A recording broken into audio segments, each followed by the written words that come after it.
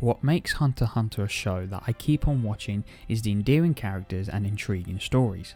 Hunter x Hunter follows Gon Freecs in his attempt to find his father, Ging, but along the way Gon runs into friends and enemies that make the show sparkle even brighter. And there is no doubt that everyone has different favourite characters, mine being Gon himself. However, there is an argument to be said that the most fascinating character is that of Miriam from the Chimera Ant arc. A character that was born into the world as a king but fights over what he truly is, Miriam is Hunter x Hunter's more intriguing character because he asks human questions such as what our purpose is and why are we on this planet. And these questions sit on his mind because of an unexpected connection with a Gungi player named Komugi. It is their relationship that opens the wounds of questions that torture Miriam, but most significantly it is the question of what his name is that ponders throughout his mind the most. Throughout the Chimera Ant arc, the other ants decide on names to be called. This is significant to the character development of the ants because to give someone a name is the most human thing to do. It gives us connections to each other. And there is a reason why people say never name an animal you're going to eat, because naming something allows a connection to be made. This is a very human act and allows us to be unique in our own way. The importance of Miriam asking the Gungi player her name is a moment that the Ant King became closer to a human. But before we delve any deeper on the importance of that act, we need to understand the purpose of a Chimera Ant. The Chimera Ants are a Class 1 quarantined animal. This is because they are a risk to human life, because of the way the colony and the ants function. A swarm of ants can easily devour a human, and because of the genetics of the ants, they can mutate into what they have eaten. But throughout the arc, the ants become less and less like themselves because with each generation born, the ants become more and more like humans. Which in turn makes them scarier because there is no doubt that humans are the most dangerous creatures on Earth.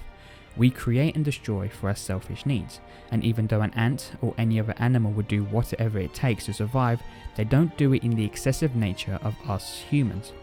We can create many wonderful innovations, but we can also use those innovations to do a lot of harm.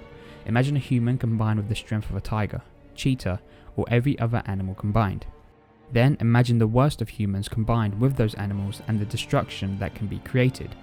And I don't mean with weapons or inventions, but the ideas we have as humans. A lion doesn't kill for fun, it hunts for survival.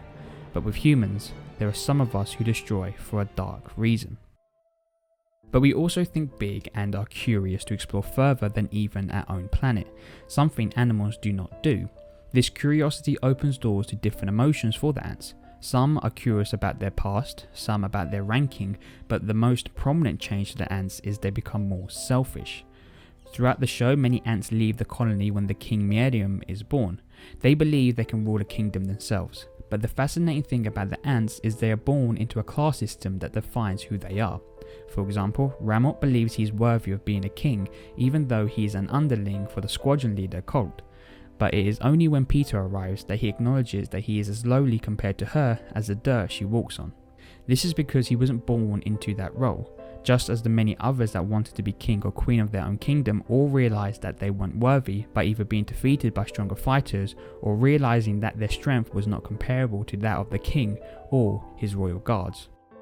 A squadron leader can never be as powerful as a royal guard, and a royal guard can never be superior to a king because they are fixed into their roles.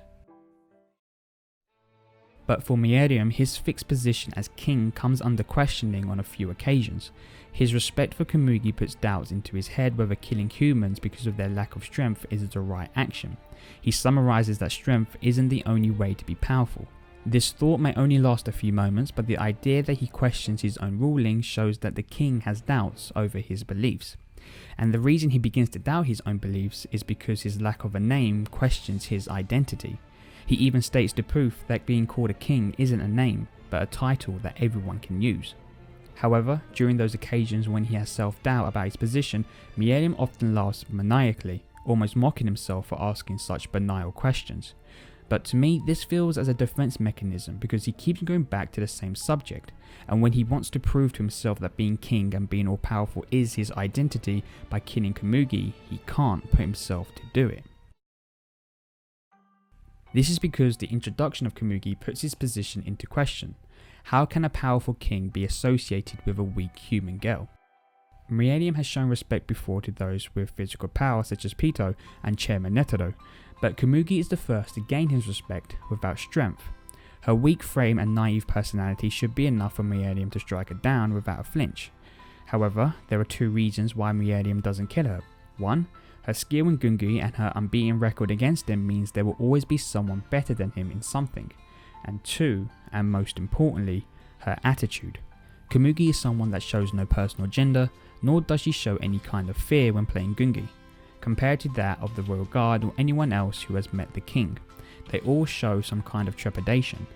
However, Komugi shows no personal agenda or bias to him. She treats him like she would treat any other Gungi player.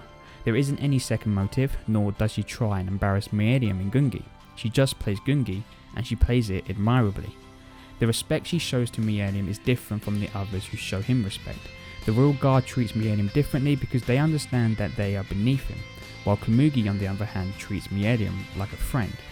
Both Komugi and Netero are the only other non-ants that gain the respect from the king. This is because Komugi and Netero both see themselves as equals to the king, Netero in strength and Komugi in Gungi. This respect for each other culminates in Miriam asking for Komugi's name, a moment that changed the king forever. For someone to ask for a name is a sign that they want to know you more personally, and it is the same with Komugi and Miriam.